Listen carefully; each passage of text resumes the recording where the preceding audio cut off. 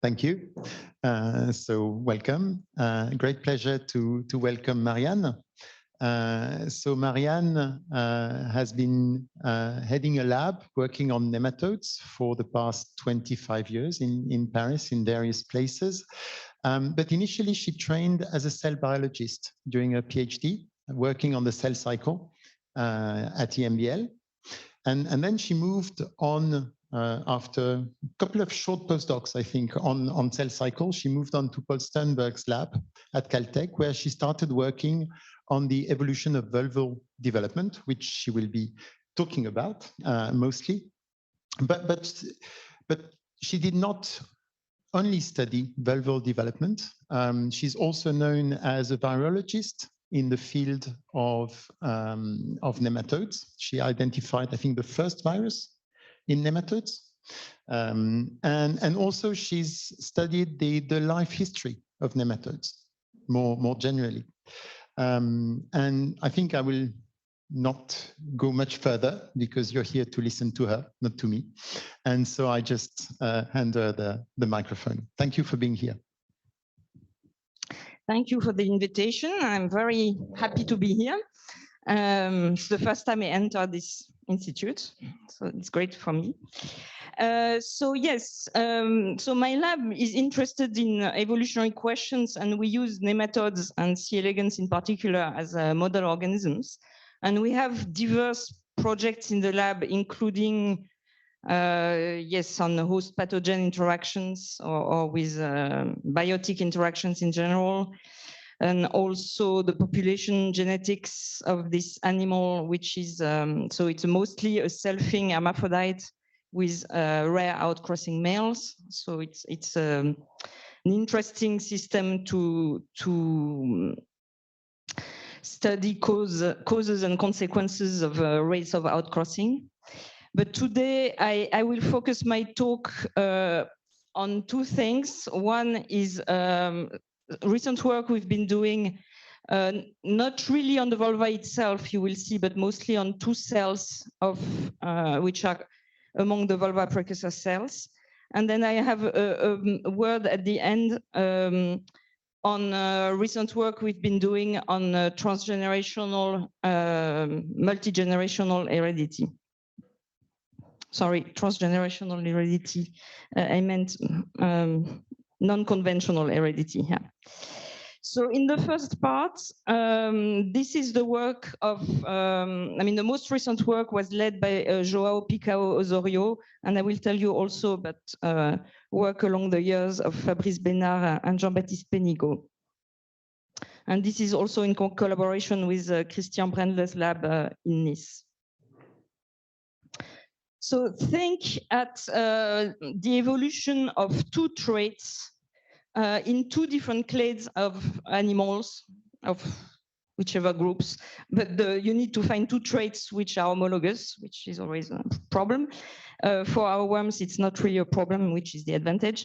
So for example, you can think of, in these butterflies, you can study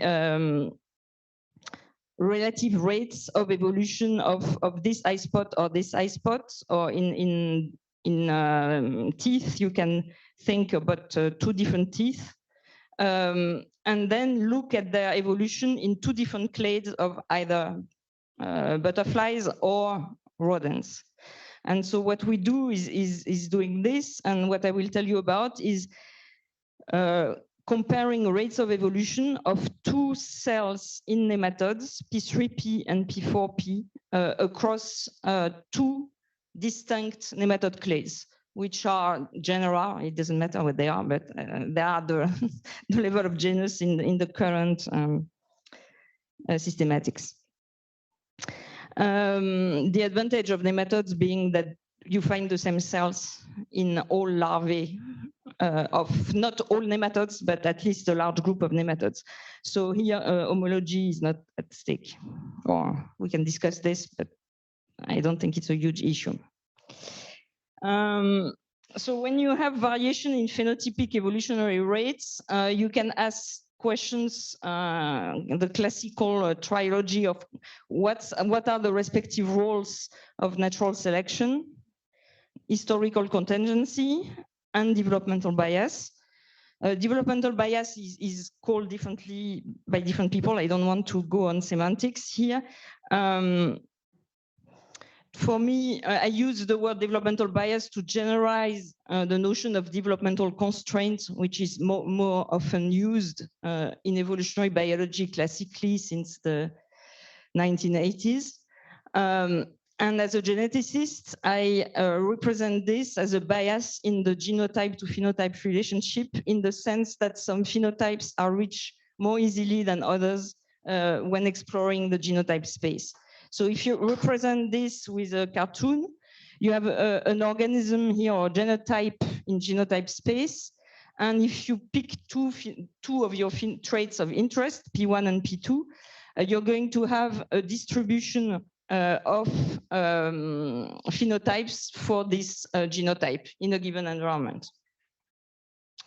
And the question here is, when you do a random mutation, or you could add also recombination in a population, but just let's focus on mutation.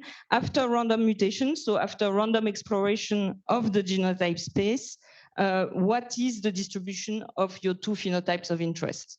And of course, it doesn't have to be isotropic. I mean, of course, since the matrix of the phenotypes, you choose it yourself. But, so in our case, because we compare the fates of two cells, the matrix is the same for the two cells.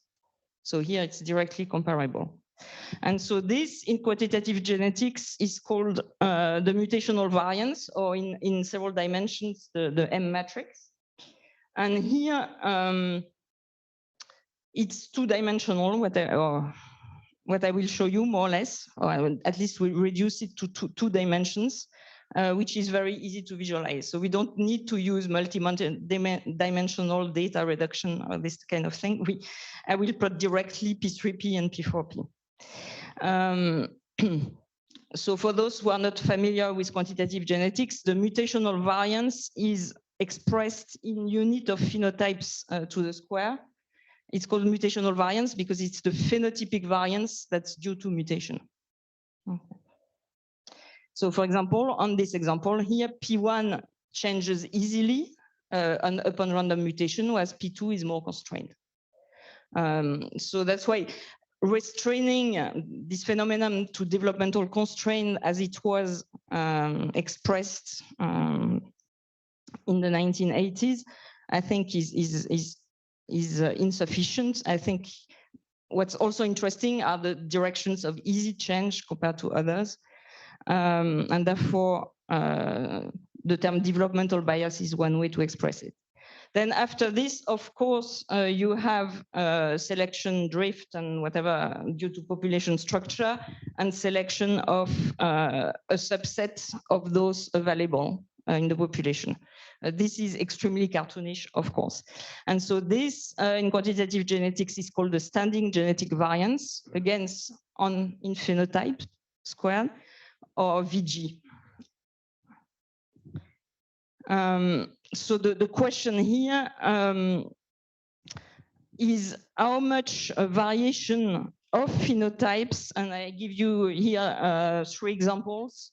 One previous example from my lab, but also an example, and there are many more, from David Hull and Thomas Hansen on the fly, the Drosophila wing, looking at shape in the wing, or an example by some of my colleagues on on cell biological features of the first cell division of nematodes, where you may have, for example, a title here, mutation predicts 40 million years of flywing evolution, is the idea that the mutational variance, the pattern of mutational variance is very similar, aligns along the same axis of variation as the actual evolution within species and between species. So here, what we've been doing recently is going further, is to take two different genera, so here in two different blue colors, where we observe that the pattern of variation is very different. And the questions are, is it due to distinct mutational variances or developmental biases shaping the evolution of this variational pattern within each genus of nematode? So the evolution of the mutational variance. So our system is 6 cells, which I will reduce to 2 here, of the nematode cell lineage. So C. elegans has an almost invariant cell lineage, which is described here. So you have an embryonic development and then 4 juvenile stages. And the vulva develops here from these 6 precursor cells. And so these 6 precursor cells are the same in a range of nematodes, at least those I will talk about today. Again, so C. elegans is a selfing hermaphrodite. So in the lab, we have isogenic lines. So we don't have trouble in terms of fixing genotype. The lines we have are fully homozygous at all loci, except, of course, the last mutations. And we can freeze them and therefore assay in parallel ancestor and derived lines. So the vulva is the egg-laying organ of the hermaphrodite that develops from the 3 central cells here. But so in the small L1 juvenile stage, we have 6 cells which are numbered 3 to 8, because there are actually more that I will not tell you about. But these 6 cells are competent to form a vulval tissue. Normally, it's only the 3 central ones, but if you remove them with a laser, the others will take over. And this group of 6 cells is determined and maintained in the early juvenile development by the combination of a Hox gene expression and a gradient of signaling from the posterior of the animal from a signaling pathway called Wind. And in addition, and I will not tell you about this part of the vulva story, you have a specification of these 3 distinct cell fates in blue, red, and yellow, which corresponds to a given cell division pattern. What will occupy us here are these 2 cells. And you see that in the reference strain of C. elegans in a lab environment, it can do 2 different things. Either not divide or divide. So it's a binary trait, and what we measure is frequency. The way we measure it is we look under the microscope, and we look at the nuclei of the cells, we count them, and we deduce whether they divided or not.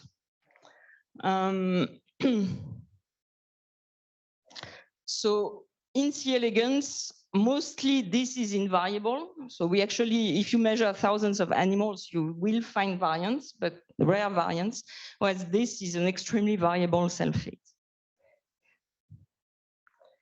So we'll focus just on these 2 for the sake of simplicity and because to do 2D plots is easier. And the remarkable fact is that in another genus of the same family as Caenorhabditis, called Ochias, P3P is invariable, but it's P4P that's variable in many ways, you will see. It's variable within an isogenic strain, but it also evolves within the genus. And so here, when I say two traits is P3P and P4P fates, which is dividing, not dividing, and two groups, it's Oshayus and Synrhabditis. So we use two different levels of study about developmental bias. One is a measurement, which is to compare the ability of these two cell fates to vary upon random mutation with their actual evolutionary pattern. And development here is purely abstract. It's just the relationship between genotype and phenotype. And more briefly, I will talk about what we're doing more now, which is to understand now the developmental basis for these mutational biases. Okay. So this work was led by a great postdoc in the lab, Joao Picao Osorio here, with the help of Nida Fekonja and in collaboration with Charlotte Boulot and Christian Brenle in Nice. So the design of the experiment was to measure phenotypic variation in the vulva precursor cells at 3 evolutionary genetic scales, and this in comparison in 2 genera of nematodes. So Joao produced random mutant lines.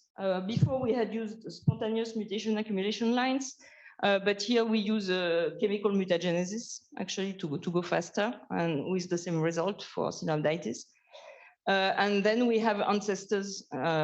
So he used 2 wild isolates of 2 species of Synrhabditis and the same for Oshayus. Then the standing genetic variance is the diversity, the intraspecific diversity for each of these 4 species. So here we say a number of wild isolates that we had sampled for each species. And this was scored together with, it's very dark, but with Charlotte Boulot in Nice, scoring blindly and in parallel all of this. And finally, we also scored the among species divergence by scoring additional species in the Synrhabditis and the Oshayus genus. So altogether, we phenotyped almost 100,000 animals. So first, I will tell you about the actual evolution. So, and first, the standing genetic variance within a species. So here, I think, yeah. So the way it's analyzed is using the binary traits and transform, I mean, in a GLMM model with a Bayesian framework to deduce, to partition the variance and deduce the genetic variance for each cell. So again, here I represent 2 dimensions, P3P and P4P. And what you see is that, so the within species for each of the 2 species of Synrhabditis, we clearly have a strong bias towards P3P varying and not P4P. The variance for P4P is close to 0. Whereas if we look now for Oshayus, within each of these 2 species, the variance is not along the P3P axis, but along the P4P axis. So here we have a clear bias, I mean, a clear evolutionary pattern of change within each of the species, which you can also express just as a ratio of variance between the 2 cells, which is on the log scale here, which is in favor of 3 for Synrhabditis and of 4 for Oshayus. And so this analysis, we need to do it on the phylogeny, but this is just plotting very simply the variance among species in the genus, and you have the exact same pattern, and it's not due to just one evolutionary event. It's actually evolving several times on the phylogeny. So we'll need to analyze this at this level. And so if you plot again as a ratio, you have the same pattern. So the variance within and among species is clearly different for the two clades. Okay. Now we're getting in the middle part of what I represented, which is the mutational variance. Does it change between the two genera? And so here we estimated VM using the difference between the phenotypic variance, the heritable genetic variance among the mutant lines and the ancestor pseudolines that we had scored. And you see, it's not always the same graph I'm showing you, but you see the same result, is that you have a strong bias towards P3P for Cenoabditis. So the ratio is here in favor of P3P and the reverse for Oshayas. So you have a very good alignment here of the mutational variation and the natural variation along these two axes of space.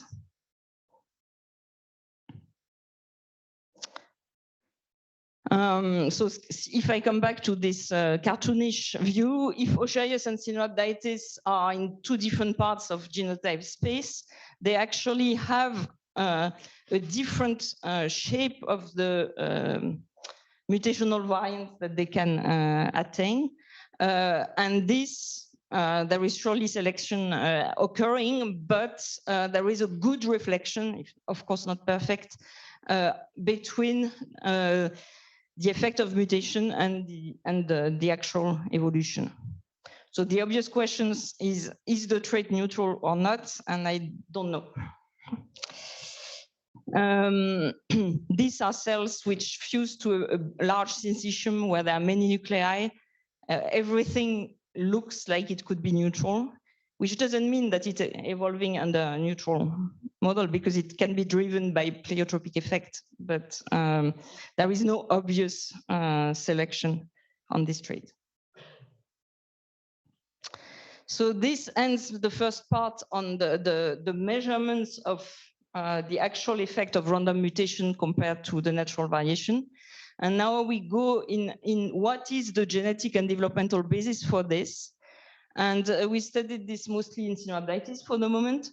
And in two ways, at the level of of DNA and in development itself. So we have a high mutational variance for P3P fate in Cenoabditis. Is it because you have microsatellites, for example, next to a gene that's important for P3P development?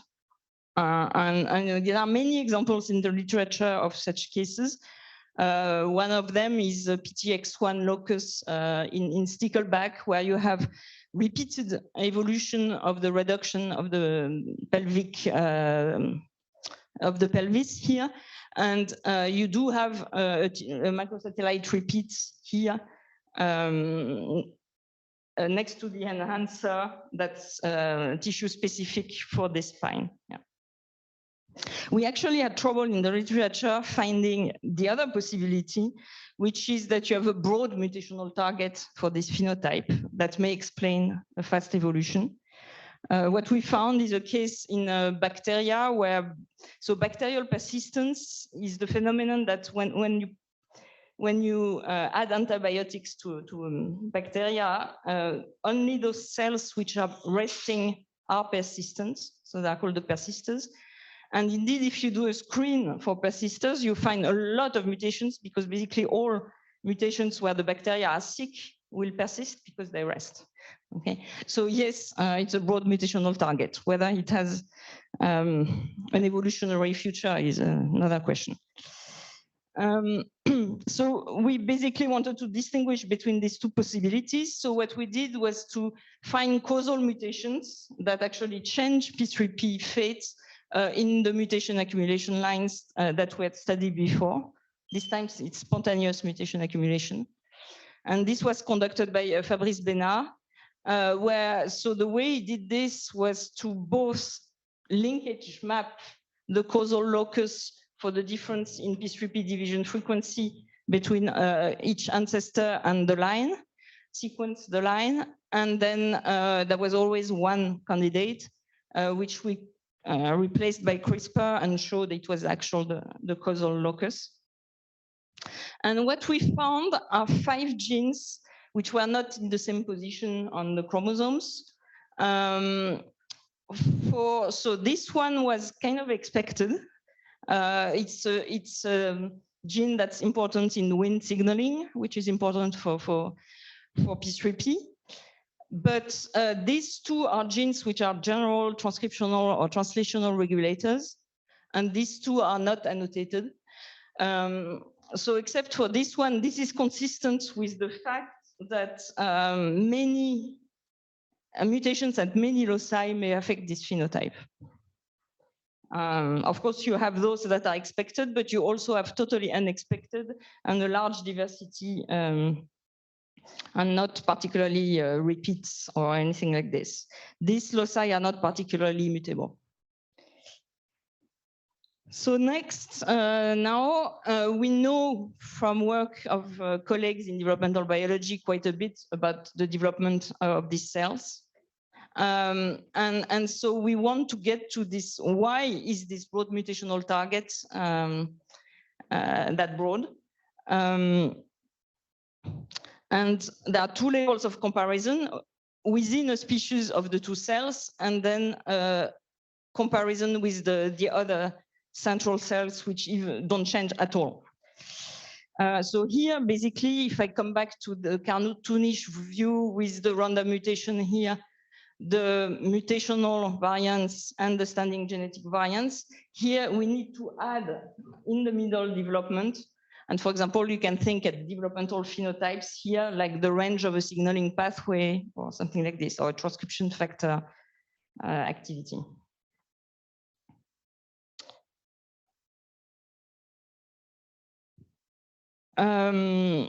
So the shape here, if you take into account the developmental phenotypes, might be very diverse. You can have cases where these developmental phenotypes may vary easily, and this doesn't give rise to this gives rise to a diversity of phenotypes, or cases where you have a sort of canalization of this variation along development, and you don't have variation in the phenotype. And what's important here is to, for these variational properties in general, is to look at dose response relationship of developmental signaling pathway, transcriptional activities, and things like this. And this is exemplifies by this classical example of dominance of wild-type allele. So as probably most of you know, there was a huge discussion a long time ago about the cause of dominance. And this paper by Kexer and Burns suggested that if you have, and this is taking a metabolic enzyme, if you have a concentration of an enzyme and there is saturation here, if the wild-type allele is here on the plateau, you're going to have dominance of the wild-type, because the loss of function, if you have the quantity, it will not have an effect here on the flux taken as the phenotype. Whereas if you are in the sensitive part of the curve here, you will get a huge variation. So the question here now is, here it will be very easy to modify. If you modify a lot of different genes that are regulators of regulators of regulators or context in the cell, you're going to modify much more easily your phenotype if you are in such a part in the curve during development. And when I talk about development, it's construction of the phenotype if it's not development in a cell or for behavior or whatever. Whereas if you are here, it's going to be much harder to change. So that's where we need to get into this type of quantifications. Another person who had written about this a long time ago was James Randall, who was working on Drosophila brucens. And he presented two types of curve of relationship between gene activity and phenotype. This was pre-molecular biology. But so a curve like this, which is saturating with one threshold, and a curve like this, which occurs, for example, in the vulva for the central cells, the fact that they become yellow, red, blue, it's exactly, there is a signal that acts in this manner, where in the middle you have a plateau, but if you have too little of the signal, it becomes sensitive, and too much, it's sensitive, but here it's robust. And so now the question is, for P3P and P4P, here I represented it for Caenorhabditis. What I will show you is that P3P is actually here on the curve, whereas P4P is here.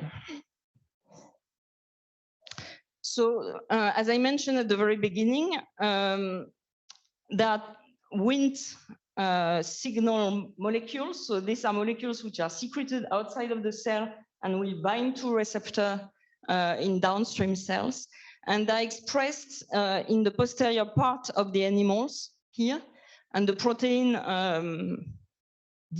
diffuses or is transported in the animal, forming a gradient.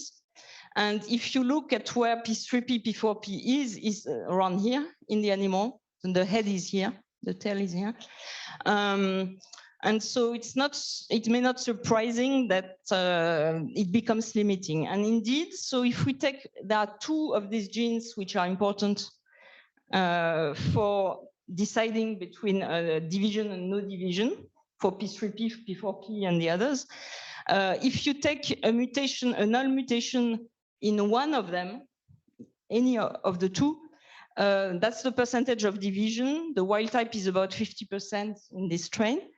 If you remove one of the Wts, you get almost to zero.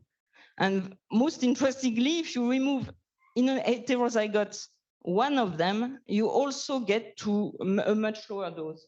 So here you are in a case of haploinsufficiency, of extreme dose sensitivity. So this actually developmentally explains the high mutational variant, the large mutational target and the mutational variance. If you overexpress it, you get to a higher percentage.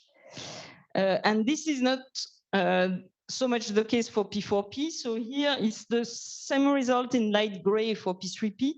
And I plotted the results for P4P. It starts having an effect as well in homozygotes, but there is little effect here. We are close to the asymptote for P4P, and even more so for P5P.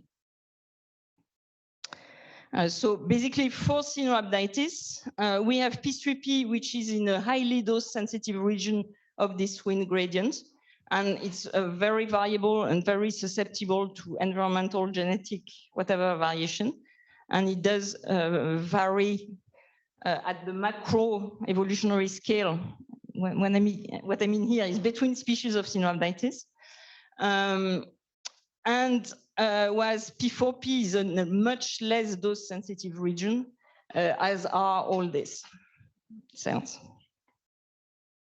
So the evolutionary rate here is a stasis, basically.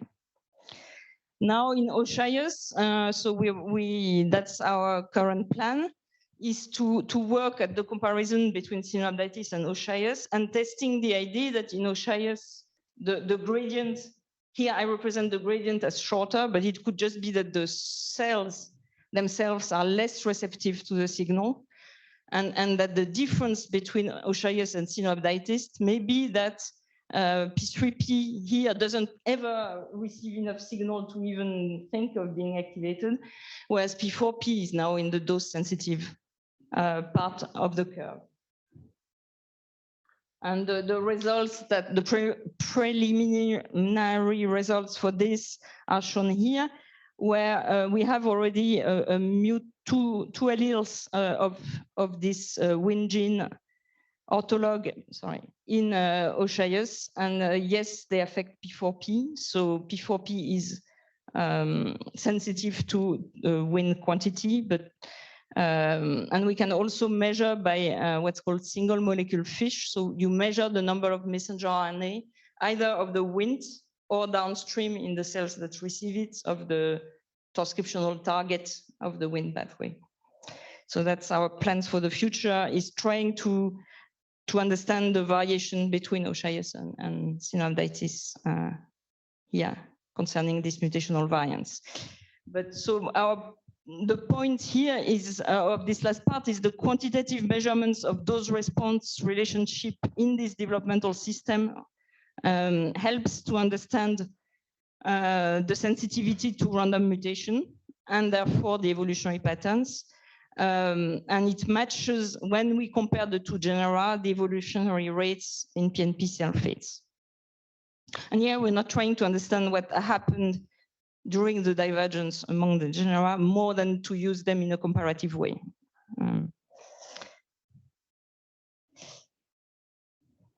Do I have a few more minutes? Yes. So I will go at a new line of research in my lab on this multi-generational non-standard heredity that we found, we ended up studying by chance. So the question here is, as you probably all know, there are mechanisms of heredity that are not DNA sequence based. And C. elegans has been particularly studied for this in the past 15 years, let's say. C. elegans doesn't have DNA methylation, but it has small RNAs, and some of these small RNAs are transmitted through the germline to the next generations. And this modifies histone and transcription of specific genes. Okay. So this is super interesting. I have colleagues who study the mechanisms of this very well. The question we ended up asking is, yes, this exists. Everybody, I mean, our colleagues studies this in the reference strain of C. elegans, but is this memory actually modulated by natural genetic variation? So do we have variation in nature as to the extent of this multi-generational memory? Of course, you may expect that in some, I mean, that it may, and this would need testing, and this is something, depending on the sequence of change of the environment relative to generation time, whether it may be advantageous to remember what your mother, grandmother, and great-grandmother had experienced or not. So one may expect that directly there is selection on the length of memory. We are not there. The first question we ask is, there is natural genetic variation, good old DNA sequence-based genetic variation, modulating this transgenerational small RNA-based heredity. So just in terms of mechanisms, it's not magic. We understand quite a bit of how this works. So there are small RNAs which silence messenger RNAs by binding to them and chopping them, and or microRNA that silence them also by preventing translation. And this can be in some species, like in plants or in C. elegans, or for some of them in Drosophila, for example, amplified in secondary siRNAs. And this amplification, of course, is absolutely necessary for transmission to the next generation, otherwise you would have dilution. And so that's the first part here, that's cytoplasmic mostly. And but some of these small RNA bound to specific argonauts, and one of them called HRD1 in C. elegans, go to the nucleus and actually affect at the locus that's corresponding to these small RNA sequences, transcription, histone modification and transcription.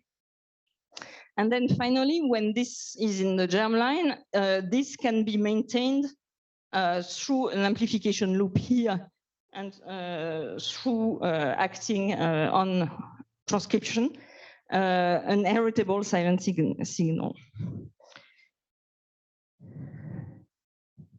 So we ended up studying this, I will explain, through this phenotype by chance, but we are now moving to directly assay the length of small RNA memory. And this is the work of a former postdoc in the lab, Lise Fresal, and a current PhD student, Marie Saglio. So the reason I ended up doing this is that being sloppy sometimes is good. I left worms that I was isolating from nature on my bench, and I realized that after a few generations, they were becoming sterile. And because I was not controlling the temperature very well, but also because I was cleaning the culture from other bacteria. And they were repeatedly becoming sterile. And I realized that this was a phenomenon that had been described which, when temperature sensitive, is a feature of mutants in all the pathways I just showed you. So this, for example, the Argonaute or the histone modifying enzymes for the inheritance of small RNA, the mutations in the N2, the reference strain, have a temperature-sensitive phenotype, which is called mortal germline. So it's self-explanatory. The germline becomes mortal after several generations. So the way we do the assays is that we place the worm at 15, where they are fine, and then we switch them at 25, and then we pass them for n generations until they become sterile. Okay. And then, so our phenotype is n, is the number of generations. And so this is how we ended up looking at this. So for example, here you have some 5 wild isolates of C. elegans. And you see here that, so these are different temperatures. You see that, so in the x-axis is the number of generations, the y is the fraction of sterile lineages during the experiment. And you will see there is a strong temperature sensitivity here. So 3 of these isolates have a strong one after here, for example, 4 generations or 5 generations at 23. This one is fully sterile. It's a quantitative trait, so we have a whole distribution. Here I'm showing 3 highly, very strong phenotype and 2 without the phenotype.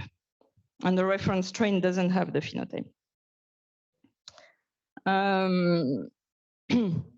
So what we showed, and I won't show you the data, is that this is progressive over multiple generations. The fertility decreases. It's not reversible at the last generation. Mating with males doesn't help.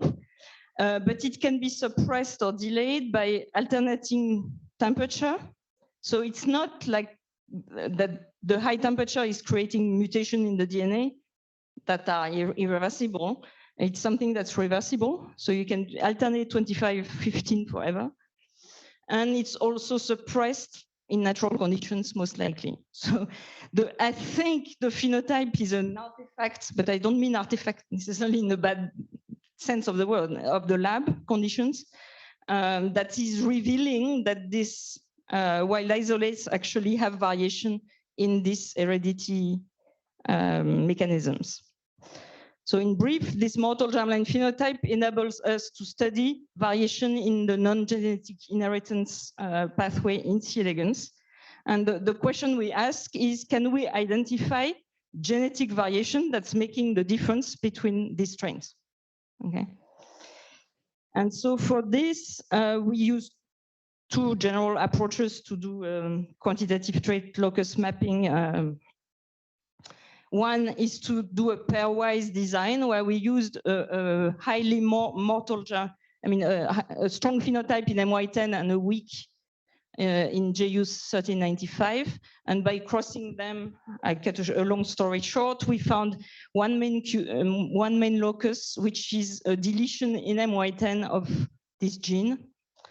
And we verified it by CRISPR editing and so forth.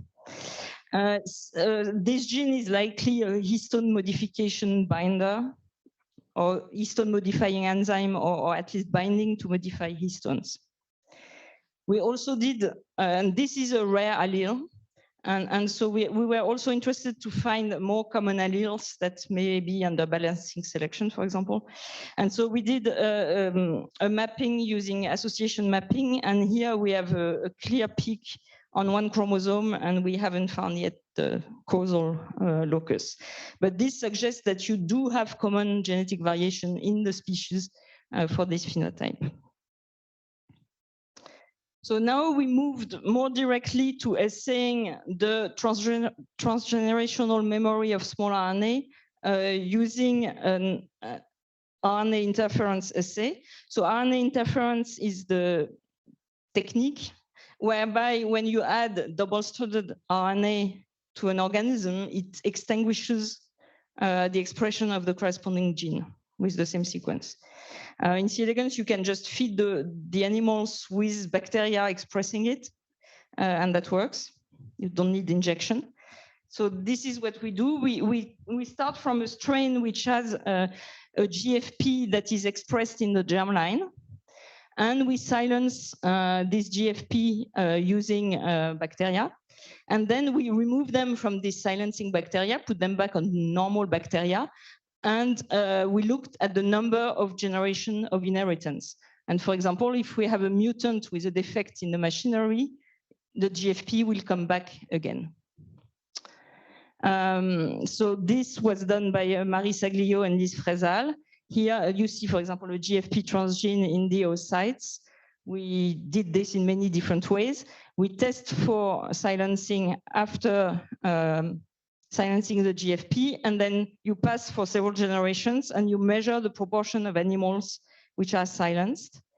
And here is the result. So on the x-axis, again, you have the number of generations, and the y-axis here is the percentage of silenced hermaphrodites. So after silencing, everybody is silenced. And you see that the reference strain in red here, N2, takes, so this varies from experiment to experiment, but here about 3 to 4 generation of half-life of silencing. But you do have strains which have no memory, including this MY10 strain I just told you about. And indeed, in collaboration with Eric Miska's lab at the Gordon Institute, we know that the set24 deletion we had identified using the mortal germline phenotype is causal. Yeah. We also have isolates with a much longer memory. For example, these two here. This one, for example, in this experiment had a memory so long that Marie stopped the experiment at some point. So the conclusion here is that yes, we have natural genetic variation that's modulating the extent, the duration of the small RNA-based transgenerational memory. Okay, I'll finish and thank the people who did the work. So the first part of the work on the vulva was led by Joao, and Marie is working on this non-standard heredity. And finally, the two people here in the lab are working on virus and bacteria at the moment. And I take questions. Thank you.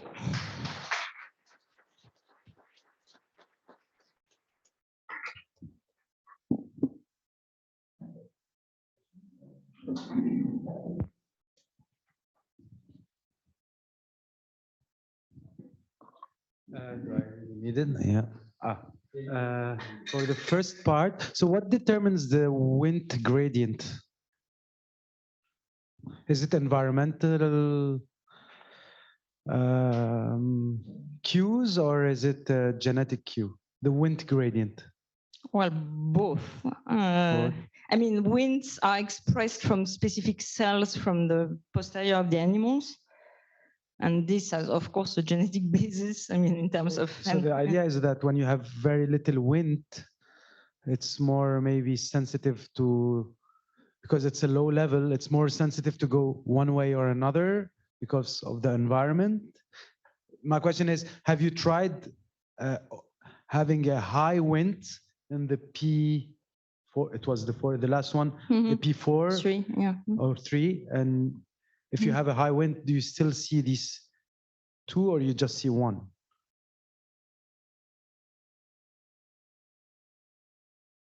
So so this is the dose response curve. So if we have a high wind, we always see division. You high, oh, okay. You always see division. So, yeah. Okay.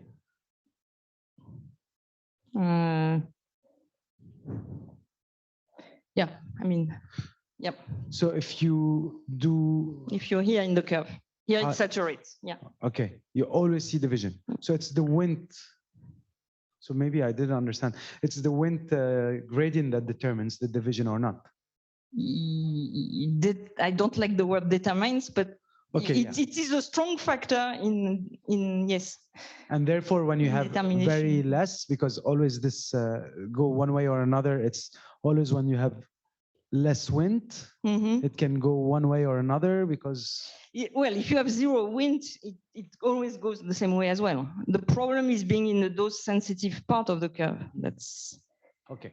And yes, as I put here, I mean, the highest binomial stochastic environmental whatever variance is going to be in the middle. Okay. You know, it's. So my second question on the last part is in the set locus, is there the RDRP of C. elegans or no? The RNA dependent RNA. There is a RDRP. Yeah, there are many in C. elegans. Many. Yes. Okay.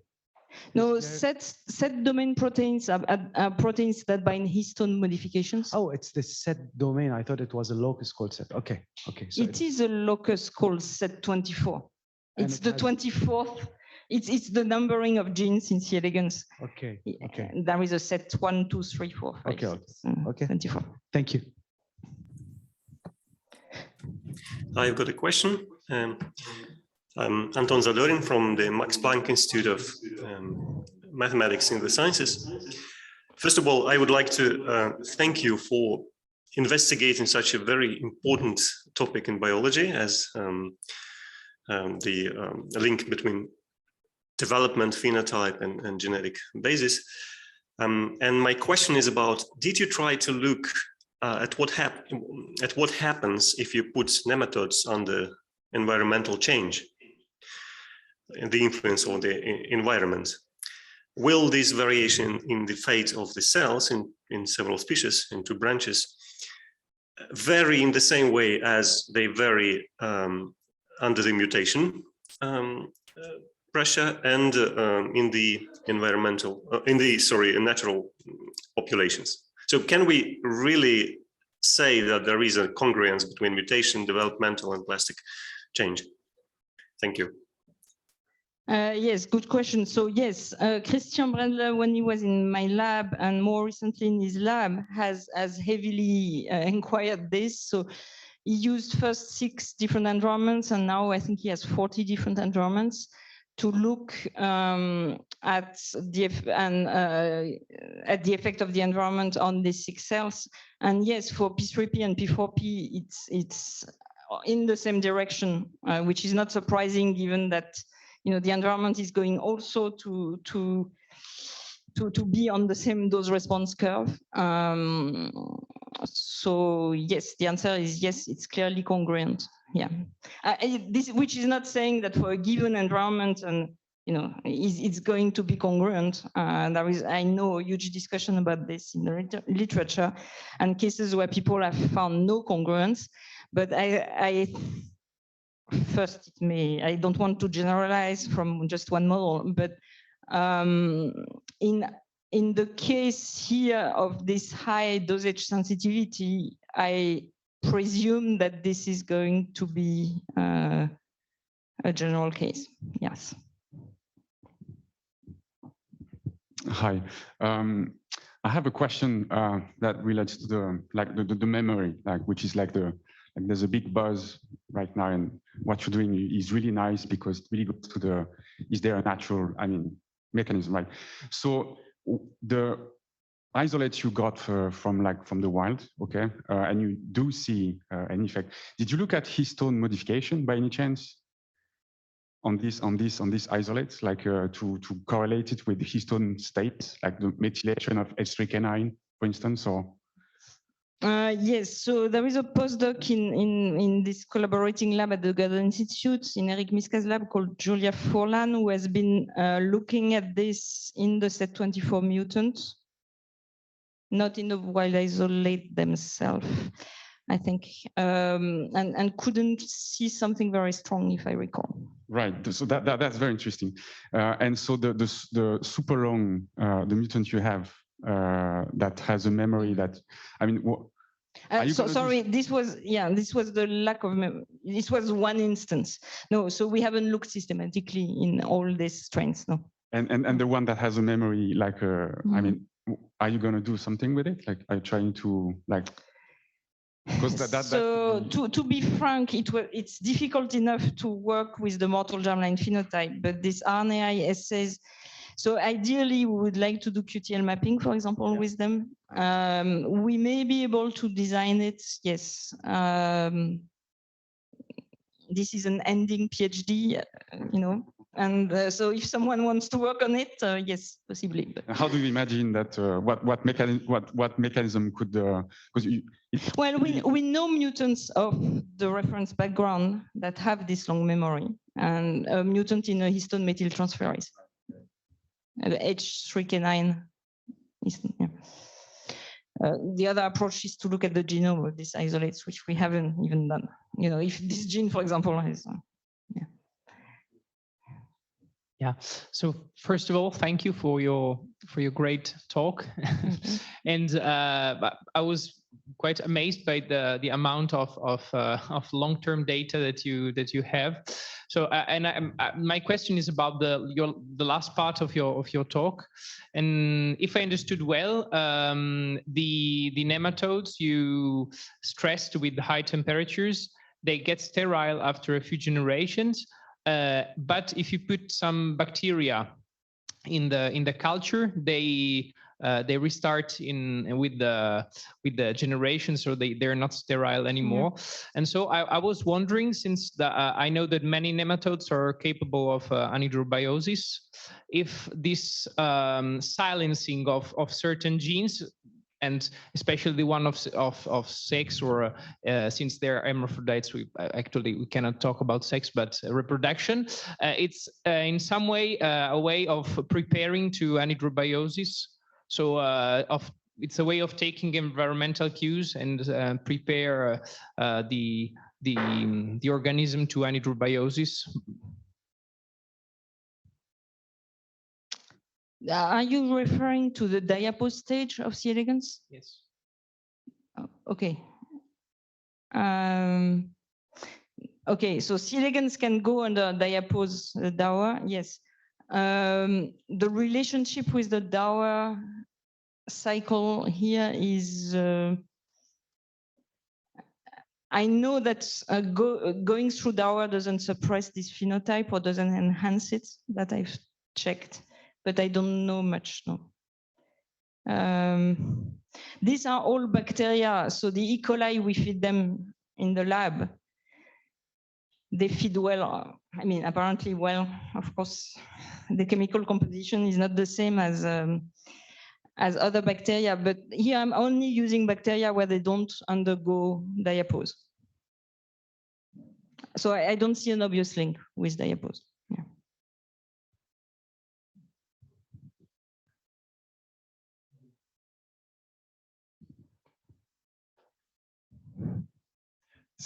So coming back on the wind story, the one that you have on the slide right now. This is in C. elegans, and then in Oceus, this is much less easy to work with, right? In order to try, because an experiment that would be nice is to prolong the gradient in Oceus to P3P. No, And then- so what we're doing at the moment is to use RNAi against this Wnt in C. elegans to see whether the mutational variants. So we take the random mutation lines of Cinorhabditis. We shorten the gradient and we see whether the mutational variance changes from P3P to P4P. Okay. It's easier in this direction. Okay, and then, because this is quite out of my field, in the second part, so you had two approaches. One was by QTL and the other one was by GWAS, and you find two completely different loci.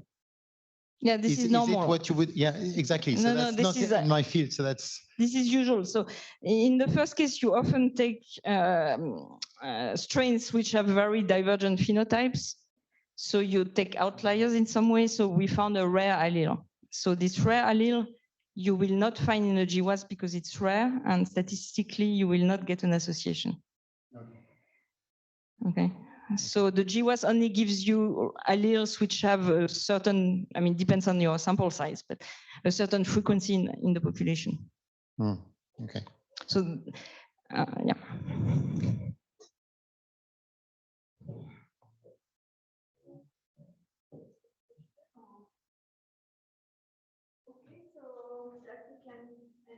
Thanks a lot for the interesting talk, and thanks for bringing the last seminar of the year, and just next year for a new seminar series. Thanks. Thank you.